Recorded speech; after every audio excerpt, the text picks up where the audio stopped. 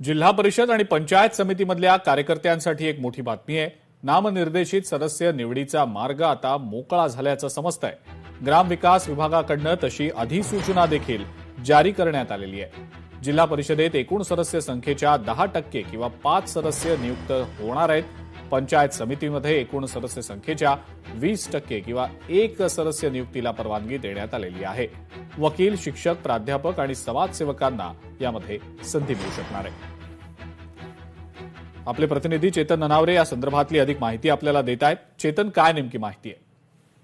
निश्चित अजिंक्य, एकंदरीतच महाराष्ट्रामधील 34 जिल्हा परिषदा असतील, यामध्ये मोठ्या संख्येने जे इच्छुक कार्यकर्ते होते ज्यांना जिल्हा परिषद निवडणुकांमध्ये थांबण्याचा सल्ला त्या पक्षाने दिलेला होता, त्यांचं आता राजकीय पुनर्रचना करण्याची ही वेळ म्हणता येईल। कारण एकंदरीतच जिल्हा परिषदेमध्ये आता नामनिर्देशित सदस्य ही नवी संकल्पना पुन्हा एकदा कार्यरत करण्याचा प्रयत्न महायुती सरकारने केलेला होता। त्याची अधिसूचना आता जारी झालेली आहे। जिल्हा परिषदेसोबतच पंचायत समितीमध्ये देखील अशा प्रकारे नामनिर्देशित सदस्य आता पाहायला मिळणार आहेत। याआधी आपण महापालिकांमध्ये ही कॉप नगरसेवकांची संकल्पना पाहिलेली होती।